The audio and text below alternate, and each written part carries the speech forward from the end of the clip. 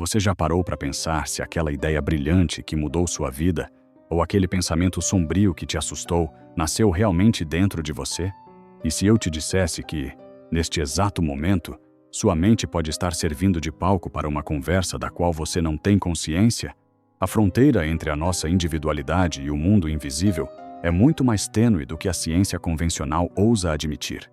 Hoje, vamos mergulhar nas profundezas da questão 459 de O Livro dos Espíritos, onde Allan Kardec desvendou uma realidade que muitos preferem ignorar, a de que não estamos sozinhos em nossa própria mente. Prepare-se, pois o que vamos revelar aqui mudará para sempre a forma como você percebe cada um dos seus desejos e decisões. Imagine a Paris de meados do século XIX. Allan Kardec, um educador cético e metódico, observava fenômenos que desafiavam a lógica da época. Ele não se contentou com o entretenimento das mesas girantes, ele queria a filosofia por trás do fenômeno. Ao organizar o que viria a ser a base da doutrina espírita, uma dúvida o inquietava profundamente. Qual a extensão da liberdade humana se os espíritos estão por toda parte? Se eles podem nos ver, eles podem também nos influenciar? Foi essa busca que o levou a interrogar as inteligências superiores sobre a mecânica da obsessão e da inspiração, resultando em um capítulo inteiro dedicado à influência oculta dos espíritos em nosso cotidiano. Ao formular a pergunta 459, influem os espíritos em nossos pensamentos e em nossas ações? Kardec provavelmente esperava uma resposta de sim ou não, mas os espíritos foram além. Eles responderam que essa influência é maior do que imaginamos, chegando ao ponto de dizer que, frequentemente, são eles que nos dirigem. Pare um pouco e reflita sobre o peso dessas palavras. Ser dirigido implica uma perda de autonomia. Mas como isso ocorre sem que percebamos? É aqui que entra o conceito de sintonia mental. Não somos robôs, mas somos receptores. Se você está gostando desta análise profunda, aproveite este momento para se inscrever no canal Respostas de Kardec, onde exploramos cada detalhe dessas revelações que transformam vidas. Para entender como essa influência funciona, precisamos olhar para a física da alma. Cada pensamento nosso emite uma onda, uma frequência específica. Espíritos que vibram na mesma faixa de interesse, seja no bem ou no mal, aproximam-se por afinidade. É como um rádio. Você não ouve a música se não estiver na estação certa. Se você cultiva o ódio, sintoniza com os vingativos. Se cultiva o amor, atrai os protetores. Gostaria de saber sua opinião nos comentários. Você já sentiu uma intuição tão forte que parecia vir de fora? Compartilhe sua experiência conosco.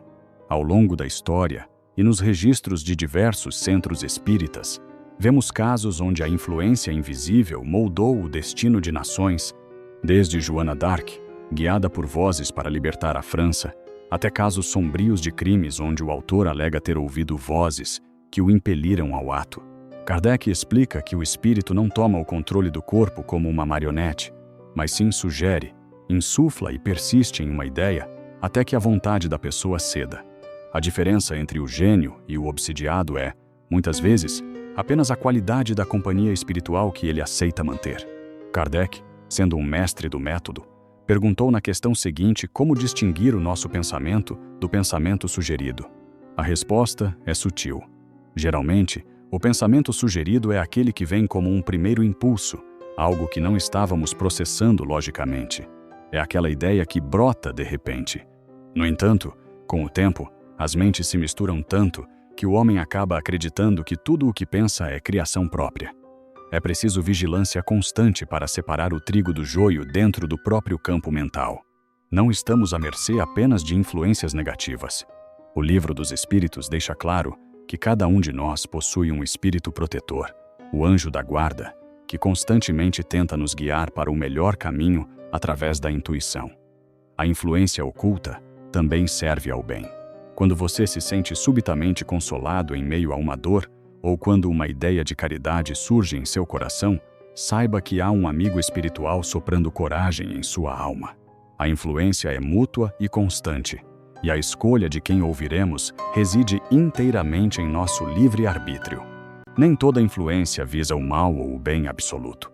Existem os espíritos levianos, que se divertem causando pequenas confusões ou sugerindo dúvidas bobas apenas pelo prazer de observar a reação humana. Eles aproveitam as nossas fraquezas e vaidades para nos ridicularizar.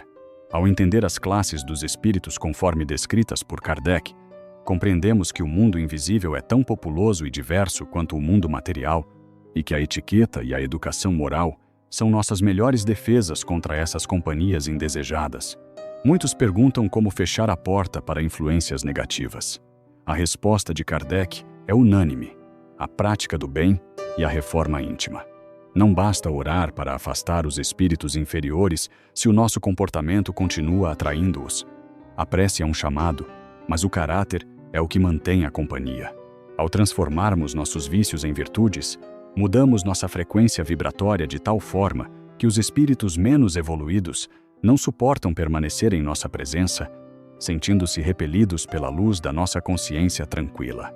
Pesquisas em cartas manuscritas de Kardec revelam o quanto ele próprio se policiava contra as influências. Ele sabia que sua missão era visada por espíritos que desejavam o fracasso da codificação. Ele utilizava o discernimento e a consulta a múltiplos médiuns para filtrar o que era verdade espiritual do que era interferência anímica ou obsessiva.